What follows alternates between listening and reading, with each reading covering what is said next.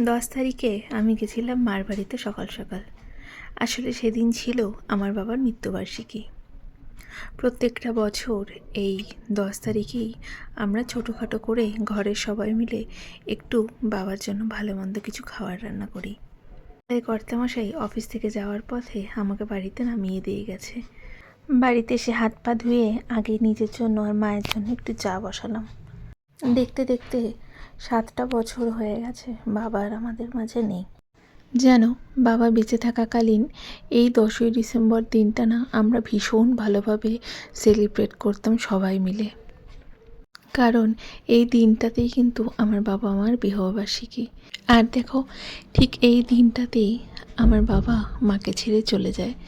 ভাগ্যের কি পরিহাস না! কার কখন মৃত্যু কোথায় লেখা আছে, কোন সময় লেখা আছে সেটা কিন্তু কেউ বলতে পারে না।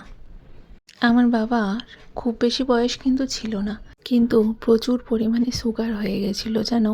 আর সুগারের থেকে একটা একটা শরীরের পার্ট ধীরে ধীরে নষ্ট হতে থাকে। তার জন্যই আরও সেই মানুষটা আমাদেরকে ছেড়ে চলে যায়।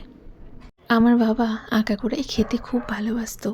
আর জন্মদিন, বিবাহবার্ষিকী বা অন্য কোনো অনুষ্ঠানে না ভীষণ ভালো ভালো আমাদের বাড়িতে খাবার রান্না হতো জানো।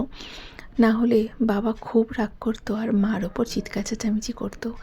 আর আজকে দেখো, সেই মানুষটারই মৃত্যু দিবস। যে মানুষটা এত ভালোবাসতো খেতে, তার মৃত্যুদিনে ভালো কিছু রান্না করে তাকে না দিলে কি হয় বলো। তার জন্যই এই দিনটা আমরা ঘরের কয়েকজন লোক মিলে বাবার জন্য অনেক কিছু জিনিস সবাই মিলে তৈরি করে বাবাকে পরিবেশন করি। সকালবেলা বৌদি 1 কাপ চা, বিস্কিট আর তার সাথে কয়েকটা মিষ্টি দিয়েছিল। আমি আসার পরে রুটির সাথে ডিম ভুজিয়া করে দিলাম বাবাকে।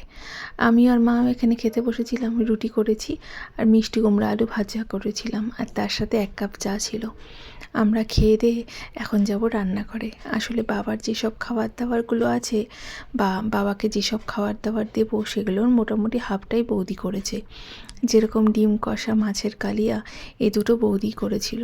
জলখাবারটা খেয়ে আমি আর মা এখন যাব রান্নাঘরে। প্রথমে বসালাম ফুলকপির তরকারি। একদম নিরামিষভাবেই তৈরি করব। ফুলকপিটাকে ভালো মতন ভেজে তুলে রেখে দিয়ে আলুগুলোকে ভেজে মশলাটা দিয়ে কষিয়ে নেব। আমি এখানে ফুলকপির তরকারিটা করছি আর মা পাশে মাছ ভাজা বসিয়েছে। মাছের কালিয়া তো বৌদি করেছিল বাবার জন্য, আর বাদবাকি সবার জন্য মাছ রান্নাটা মাই করছে। একদম হালকা পাতলা করে আমি ফুলকপিও তৈরি করব, আর মা মাছটাও একদম হালকা পাতলা করেই করবে। ডাল করা হয়নি, শুধুমাত্র খাওয়ার আগে গরম গরম বকফুলের ভাজাটা করে দেব। আর কর্তামশাই নিয়ে এসেছে দই আর মিষ্টি, সেটাও দিয়ে দেব বাবাকে। কোনো অনুষ্ঠান মানেই আমার বাড়িতে মাছ, মাংস, ডিমের সাথে সাথে দই মিষ্টি কিন্তু হতোই। আর যেই দোকান থেকে আমার বাবা দই মিষ্টি আনতো, এখন আমার কর্তামশাইও বাবার জন্য সেই দোকান থেকে দই মিষ্টিটা নিয়ে আসে। আমাদের জীবনটা কত অদ্ভুত, তাই না? যেদিনকে একটা মানুষ তার স্ত্রীর মাথায় সিঁদুর দান করে, সেদিনকেই তার সিঁদুর মুছিয়ে দিয়ে চলে যায়। দুপুরের খাবারটা বাবাকে প্রথমে দিয়ে আমরা সবাই খেতে বসে পড়লাম। বিকালবেলা একটু ঘুম থেকে উঠে নিয়ে মিষ্টি আর দই খেয়েছিলাম।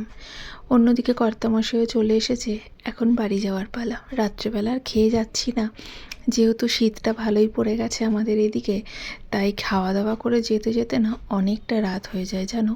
তাই মা টিফিন বাটিতে ভরে দিয়েছে, বাড়িতে গিয়ে এখন খাওয়া দাওয়াটা করব। এখানে কর্তামশাই যেহেতু চলে এসেছে, আমরা সবাই মিলে বসে একটু গল্পগুজব করছি, আর কর্তামশাই খাচ্ছে চা। অনেকটা রাত হয়ে গেছে তো এখন বাড়ি যাওয়ার পালা। বেশ কিছু জামা কাপড় গুছিয়ে নিয়ে ব্যাগপত্র নিয়ে চললাম বাড়ির পথে। মা সব কিছু তো দিয়ে দিয়েছে, বাড়িতে গিয়ে খালি ভাতটা বানাতে হবে, ব্যাস। বাড়ি যাওয়ার পথে আরও একটা দোকানে দাঁড়াবো, কিছু জিনিস নেব, তারপর বাড়ি যাব। আজকের মতো এতটুকুই। দিনটা সবার সাথে খুব সুন্দর কাটলো।